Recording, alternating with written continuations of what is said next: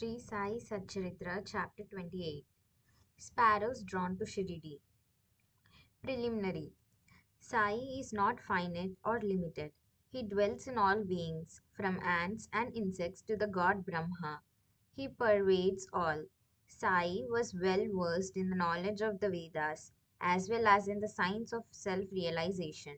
As he was proficient in both these, he was well fitted to be the Sadguru.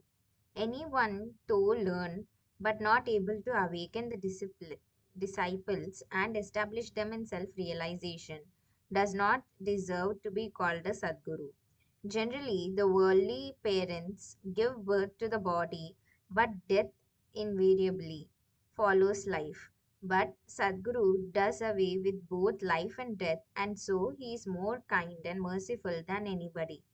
Sai Baba often said that let his man, that is devotee, be at any distance, 1,000 kos away from him. He will be drawn to Shirdi like a sparrow with a thread tied to its feet. This chapter describes the stories of three such sparrows. First being Lala Lakshmi Chand. This gentleman was first serving in the Sri Venkateshwar Press in Mumbai, then in the railway department, and afterwards in the firm of Messrs. Raleigh Brothers and Co.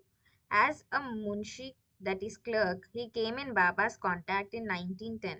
1 or 2 months before Christmas, he saw in his dream at Santa Cruz, that is a suburb of Mumbai, an old man with a beard standing and surrounded by his bhaktas.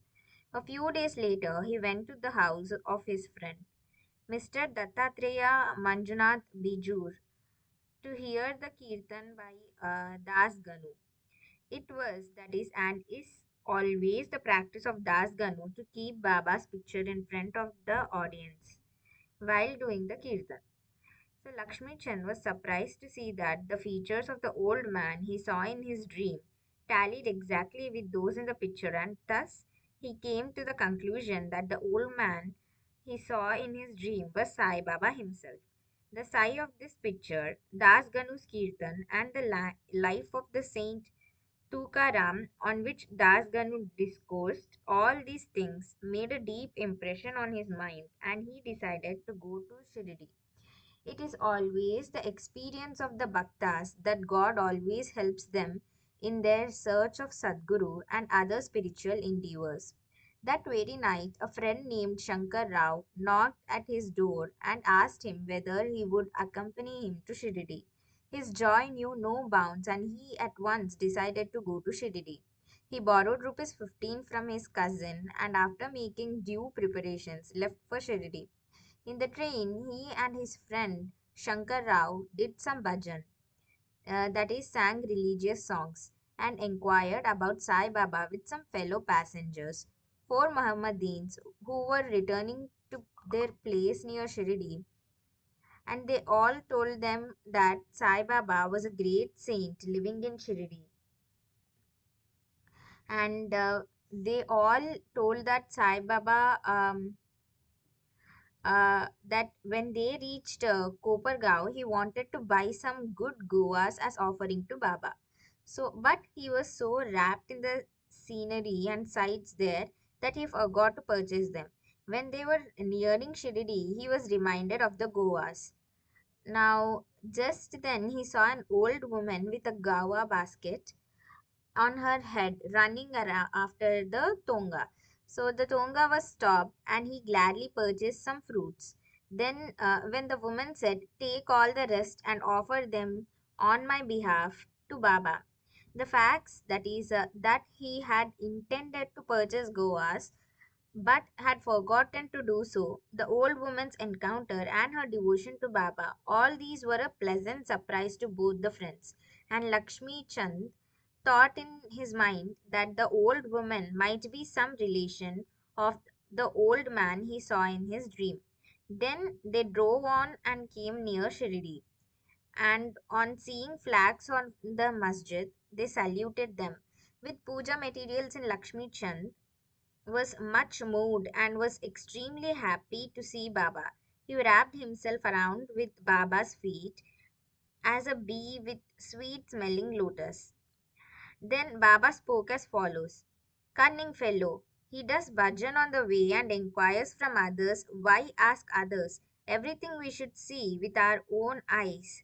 Where is the necessity to ask, question others?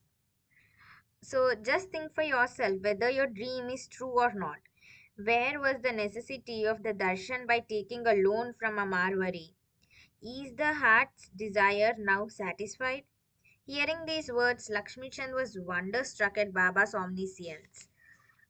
He was at a loss to know how Baba came to know about all the things that happened en route from his house to Shirdi. The chief thing to note in this respect is that Baba never liked people to borrow or take loan for his darshan or celebrating any holiday or making any pilgrimage. Stanza. So at noon, when Lakshmi Chand was sitting for meals, he got some sanza, that is wheat pudding, from a devotee as prasad. He was pleased to have it. Next day also he expected it, but got nothing. So he was anxious to get it again. Then on the third day at noon aarti time, Bapu Sahib Jog asked Baba what naivedya he should bring. Baba told him to bring sanza. Then the bhaktas bought two big potfuls of sanza. Lakshmi Chand was very hungry and there was some pain in his back. Then Baba said to him, It is good that you are hungry. Take sanza and some medicine for the pain in the back. He was again wonderstruck to see that Baba again read his mind and spoke out what was passing therein. How omniscient was he! Evil eye. During the visit, he, that is Lakshmi Chand, also witnessed one night procession to the Chavadi. Baba then suffered much from cough. He thought that this suffering of Baba might be due to somebody's evil eye. Next morning, he went to the masjid. Baba spoke to Shama as follows: I suffered last night from cough. It is due to some evil eye. I think that somebody's evil eye has worked on me, and so I am suffering. In this case, Baba spoke out what was going on in the mind of Lakshmi Chand.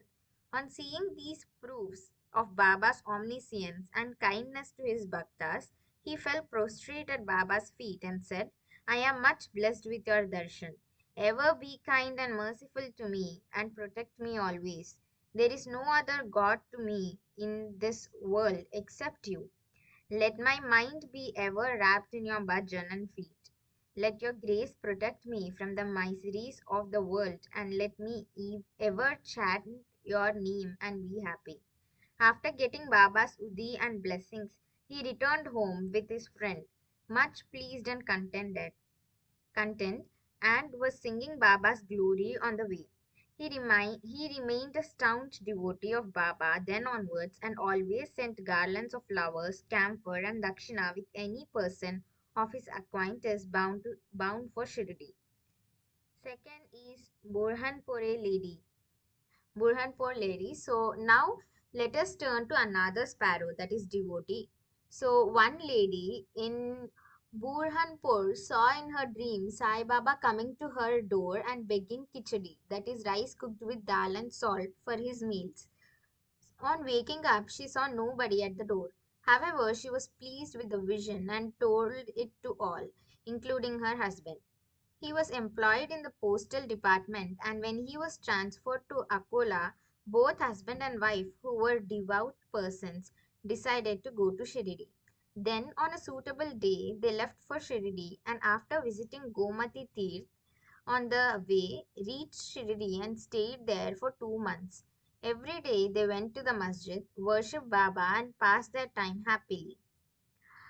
The couple came to Shirdi to offer khichdi as naivedya, but for the first 14 days, somehow or other, it could not be offered. The lady did not like this delays or tardiness. Then on the 15th day, she came at noon to the masjid with her khichdi. There she found that Baba and others were already sitting for meals and that the curtain was down. Nobody dared enter in when the curtain was down, but the lady could not wait. She lifted up the curtain and entered. Strange to say that Baba seemed that day hungry for khichdi and wanted that thing first. And when the lady came in with the dish, Baba was delighted and began to eat morsel after morsel of khichdi. On seeing the earnestness of Baba in this respect, everybody was wonderstruck, and those who heard the story of Khichdi were convinced about his extraordinary love for his devotees. Third, being Megha. So now let us go to the third sparrow. Megha of Viramgao was a simple and illiterate Brahmin cook of Rao Bahadur H.V. Seth. So he was a devotee of Shiva and always chanted the five syllable mantra Namah Shivaya. He did not know the Sandhya nor its chief mantra, the Gayatri. And Rao Bahadur Sate was interested in him, taught him the Sandhya and the Gayatri. Sate told him that Sai Baba of Shirdi was the embodied form of God Shiva and made him start for Shirdi. At Baruch railway station, he learned that Sai Baba was a Muslim, and his simple and orthodox mind was much perturbed at the prospect of bowing down to a Muslim, and he prayed to his master not to send him there. His master, however, insisted on him going there and gave him a letter of introduction. Uh, to his satis, that is father in law. Ganesh Damodar alias Dada Kelkar at Shirdi to introduce him to Sai Baba. When he reached Shirdi and went to the masjid, Baba was very indignant and would not allow him to enter. Kick out the rascal, wrote Baba, and then said to Megha, You are a high caste Brahmin and I am a low Muslim. You will lose your caste by coming here. Just get away. On hearing these words, Megha began to tremble. He was wondering as to how Baba had come to know about what was passing in his mind. He stayed there for some days, serving Baba in his own way, but was not convinced. Then he went home and then to Triambak, that is Nasik district, and stayed there for a year and a half. Then again he returned to Shirdi. This time at the intercession of Dada Kelkar, he has allowed to enter the masjid and stay in Shirdi. Sai Baba's help to Megha was not through any oral instruction. He worked upon Megha internally, that is mentally, with the result that he was considerably changed and benefited. Then Megha began to look upon Sai Baba as an incarnation of Shiva. In order to worship Shiva, bay leaves are required, and Megha used to go miles and miles every day to bring them and worship his Shiva, that is Baba. His practice was to worship all the deities in the village and then come to the masjid. And after saluting Baba's gadi, that is asan, he worshipped Baba, and after doing some service, that is shampooing his legs, drank the washings, that is teeth of Baba's feet. Once it so happened that he came to the masjid without worshipping Kandoba, as the door of the temple was closed. Baba did not accept his worship and sent him back again, saying that the door was open then. Megha went, found the door open, worshipped the deity, and then returned to Baba as usual. Ganges bath. On one Makar Sankranti day, Megha wanted to uh, besmear the body of Baba with sandal paste and bath him with Ganga water. So Baba was first unwilling to undergo this, but at his repeated request, he consented. Megha had to traverse a distance of 8 kos, that is, going and returning to bring the sacred water from the Godavari river. He bought the water, made all preparations for the bath at noon, and asked Baba to get ready for the same. Then Baba asked him to be spared from this bath, saying that as a fakir he had nothing to do with Ganga water. But Megha did not listen to him. He knew that Shiva is pleased with Abhishek, that is sacred bath, on that auspicious day. Baba then consented, came down and sat on a wooden board and projecting his head said, O Megha, do at least this favor. Head is the most important organ of the body, so pour the water over that only. It is equivalent to the whole bath. All right, said Megha and lifted the water pot up, began to pour it on head, but in doing this, he was so much overwhelmed with love that he cried out, Har Har Gange, that is, Hail Goddess Ganga, and emptied the pot on the whole body. He kept the pot aside and began to look at Baba, but to his surprise and amazement, he found that only Baba's head was drenched while the body quite dry. Trident and Pindi. Megha worshipped Baba at two places. In the masjid, he worshipped Baba in person, and in Wada, Baba's big picture given by Nana Sahib Chandorkar. This he did for 12 months. Then, in order to appreciate his devotion and confirm his faith, Baba gave him a vision one morning when Megha was still lying down on his bed with eyes closed but internally awake. He saw clearly Baba's form. Baba, knowing him to be awake, threw akshata, that is, rice grains marked red with kumkum, and said, Mega, draw trident, and disappeared. Hearing Baba's words, he eagerly opened his eyes, saw no Baba there, but only rice grains spread here and there. He then went to Baba, told him about the vision, and asked permission to draw a trident. Baba said, Did you not hear my words asking you to draw trident? It was no vision but direct order. My words are always pregnant with meaning and never hollow. Megha said, I thought you woke me up, but all the doors were closed. And so I was doubtful and thought it to be a vision. Baba rejoined, I require no door to enter. I have no form. I always live everywhere. As a wire puller, I carry on all the actions of the man who trusts me and merges in me. Megha returned to the Vada and drew a red trident on the wall near Baba's picture. Next day, a Ramdasi Bhakta came from Pune, saluted Baba, and offered him Pindi, that is a phallic image of Shiva. At this time, Megha also turned up there. Baba said to him, See, Shankar has come. Protect, that is, worship him now. Megha was pleasantly surprised to see Pindi.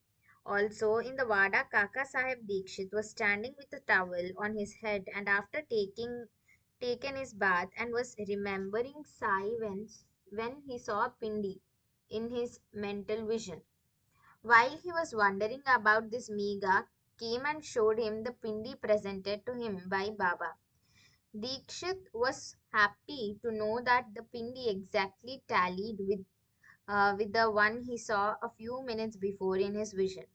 In a few days after the drawing of the trident was complete, Baba installed the pindi near the big picture, which Megha was worshipping.